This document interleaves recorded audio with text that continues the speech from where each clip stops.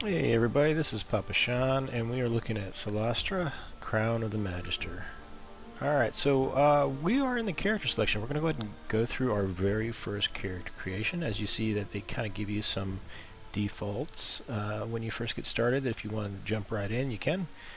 They also can kind of give you some insight into what might work out well. So they've selected an island halfling for a rogue, hill dwarf for a paladin, they've got a human for a ranger, also for a cleric. They got a high elf wizard and got a high elf sellsword fighter. So we're going to go ahead and create our own character here, because creating our own is how we like to play it. We're going to go ahead and let's do a wizard class. We'll go with a high elf because the high elf is going to get a +1 to intelligence and also dex. And since we are going to have the inability to wear armor, I imagine, we're going to want to make sure we're dodgy. Alright, so it's given us some tutorials that basically turned on as well. So character class determines profession, granting a specific feature list on the right. New powers and even subclasses are granted at higher levels, and each class also offers a set of equipment which you can customize. Alright, so we are going to have options to choose class. It's already looking really sweet as far as the pictures here. And we got +2 proficiency, which I think is standard for all. Yeah, it even has some view of what your character might look like. I'm not seeing customization of your character because I'd like to actually get to that, right? You know, and maybe that is further down. But if we click on high elf, you can see each time, yeah, it's randomizing what our high elf looks like.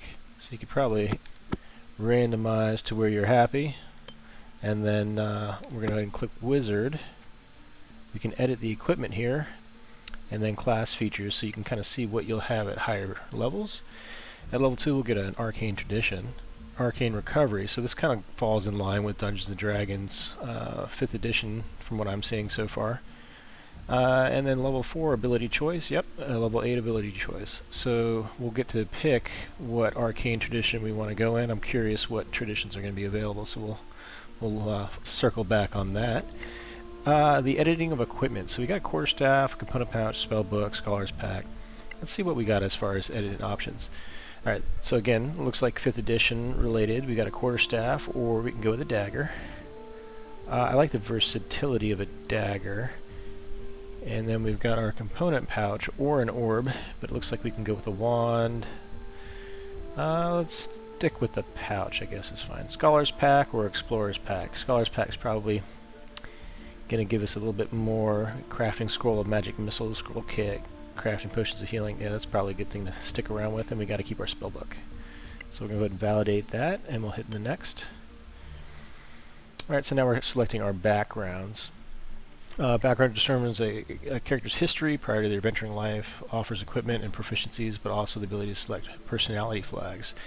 These determine the social behavior of the character during narrative sequences. Okay, so that's pretty cool that they got that worked in there. In addition, personality flags offered by your background, you must also select 2 personality flags as dispatched on the ethical axis of law, chaos, and good and evil. In Solasta, the alignment is a second form of personality customization. And then we have pragmatism, kindness, casual, and cynicism to reinforce the personality traits.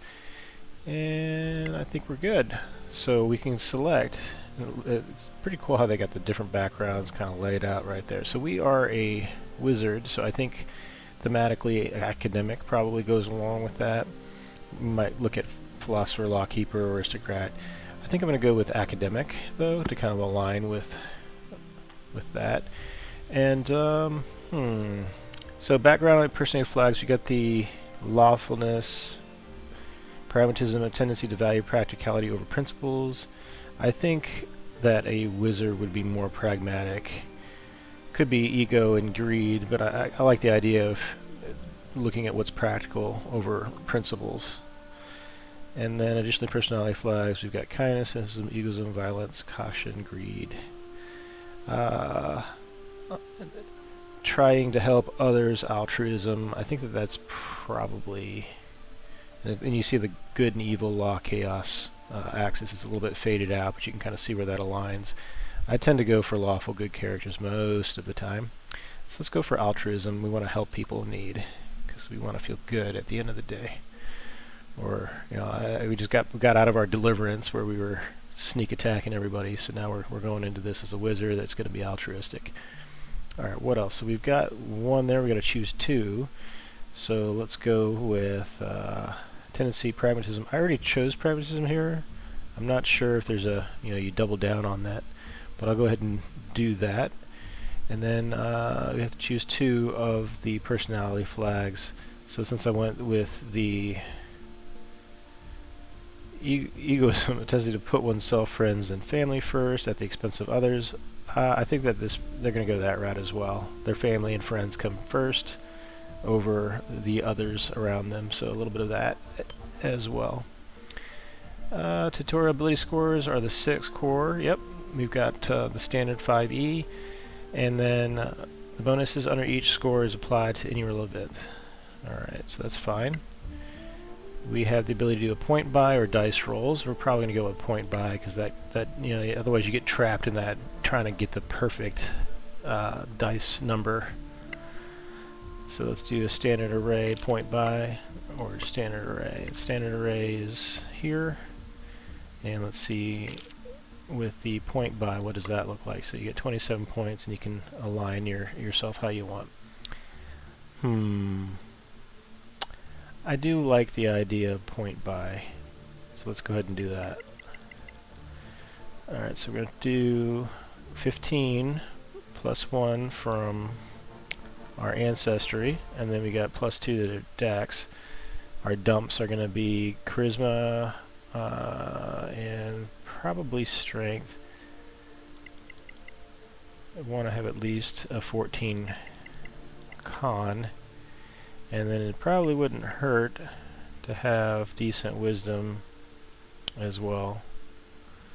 So we don't get charmed as much, I imagine, if it sticks to the 5e with the elf. Okay, so let's get rid of that for now and see if we can bump up our... What do you think? It's costing us 1 point here, 1 point there, so...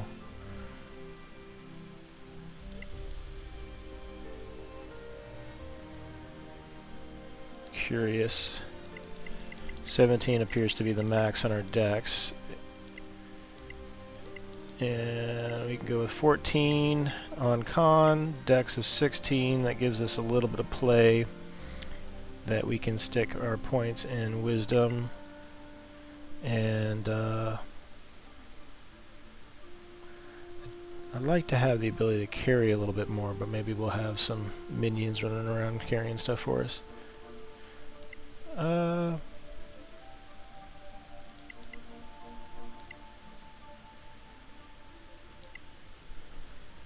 I always get stuck on this last bit. I think that if we have the ability to get a resilient con, that might give us a +1 if we have that feature option later on. Alright, so this stage lets you acquire proficiencies in various fields of expertise. Okay, and then we have a +2 as our base proficiency, understood. Alright, so based on our default proficiencies tied to our class and our background, it looks like we've currently got Arcana of +5, History. This is going to be pulled from our Intelligence, and Nature is probably... I'm surprised our nature's that high.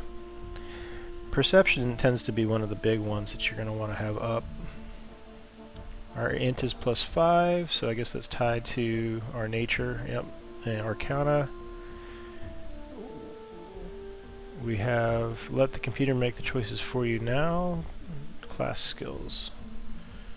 Okay, so it looks like I can hit a plus on these because they're tied to class. I like the idea of investigation if it's going to let me do that. That gives me 1 of 2, and then probably going to go with history for the other, though. Medicine lets you try to stabilize dying, diagnose, or craft healing potions or antitoxins. I kind of like that too over history. Now we get our languages. We've got Common and Elvish, and I'm going to go with Goblin. think the elves learn from their goblin enemies. Background languages, so we get some more. I feel like it's more important to be able to speak with the aggressive factions. Dwarvish might overlie as well, so I'm thinking Dwarvish, Orcish, or otherwise Spy's Codebook. Ciphers allow you to read most encoded messages. That could be very beneficial as well. I'm going to actually go with the Spy Codebooks as background languages. That's what they put their studies into. Alright, so we've got our 3 class cantrips that we now want to select, and we're going to have 6 spells. That kind of aligns with being a wizard. Alright, so I guess they're just kind of showing us more of what those cantrips look like in the main spells. Understood. Ancestry cantrips, we get an extra one, so we'll have 4 cantrips. So for the first one of Ancestry, we've got, let's see, you can always probably want to have Firebolt. I'm not familiar with Shadow Armor. Grants 3 temporary hit points for 1 minute. That's not bad. I mean, you can just keep that going, right? And then Shadow Dagger, does it cost concentration though? It doesn't seem to indicate that there's any kind of concentration involved. And then Sparkle, target up to 3 objects that can be illuminated with light and light them. We're going to have dark vision if this is true to 5e elf, so we won't need to worry about that.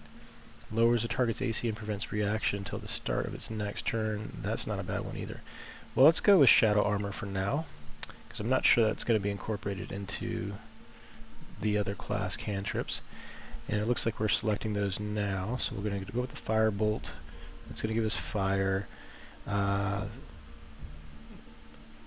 see, Dancing Lights, Chill Touch, that'll give us cold damage.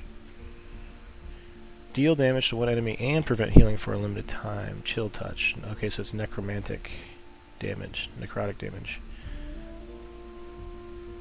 Ray of Frost, here it is, slows them, so if we want to kite, that would be a nice one. Shock and Grass, damage and daze an enemy on a successful touch, that's melee range. Might be good to shock somebody if they were to get close, but hopefully they won't. I wish they had Minor Illusion here, because very few games are going to have Minor Illusion, because you can't really customize the illusion to be what you want it to. Anyway, so Shine, making a target visible. I like the idea of keeping somebody from healing. This is a range as well, so that's good. So we'll go with that. Our level 1 spells, I love Thunder Wave. That's just so much fun. Sleep is so powerful though, so we're definitely going to go with the Sleep. Gotta go with Shield. Let's see. Mage Armor, yep. So we got 3 more. Detect Magic is pretty cool for having the ability to, see if they, yep, they've got Ritual, so you can cast it as a ritual. That's cool. Comprehend Languages. Color Spray, Charm Person, Burning Hands, False Life, Feather Fall, Fog. Okay, I like, well, Identify is probably going to be one of those just taxes of being a wizard. Might get a scroll for Identify, so we'll be able to learn that one pretty easy enough though. I want to go with the ones that'll be fun too. So I think Thunderwave would be fun. One more spell. It would be nice to have Identify, but I'm fairly confident I'm going to encounter that as well as Magic Missile, so I'm not too worried about those. Let's go with Hideous Laughter. That's always a good one for crowd control. Alright, so we've got our class spells. Moving on. Okay, so we're doing our identity. This is where we get to, let's go with, I don't know, Dragonlance. We'll call it Lorana. Don't know the family. We'll just keep it just Lorana unless it requires us to have the family name as well. Face, we're going to have, you can see some freckles. Can't really zoom in a little bit more here. Looks like you can, I think that's good. Let's go with eye color. Let's do green eyes. There we go. Hair color, let's go a little bit more blonde for Lorana. And it's got some hairstyles. Let's go, like, where's our, can't really tell she's an elf with that one very well. That elven princess look.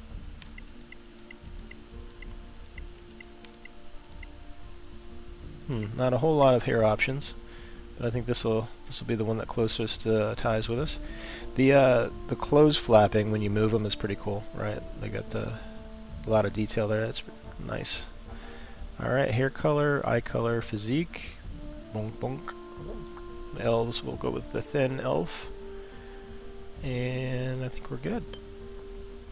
So now Lorana populates here as an option. Alright, so this might be where you could build out your entire party, or maybe you just have one to select from. So we'll go ahead and click on New Adventure to see how it pulls us in. So we can select, and then it looks like you do get to populate your entire party here. So if you wanted to have the makeup, we can go ahead and select, having a paladin. But you know what, I'm going to want to go through here and customize my own characters for all of them. But there you see how we can walk through that new character option. Even when you're creating your party, it looks like you have the ability to go right into that character creation. And you don't have to automate like we thought initially in getting the look that you want. You're able to finish off the character in that appearance. Alright, well, I hope this has been helpful, you guys. Like, subscribe to help beat the YouTube algorithm. Throw in the comments anything you'd like to see next in Solasta. And I'm looking forward to cracking this open and getting into it. I'll catch you guys next time.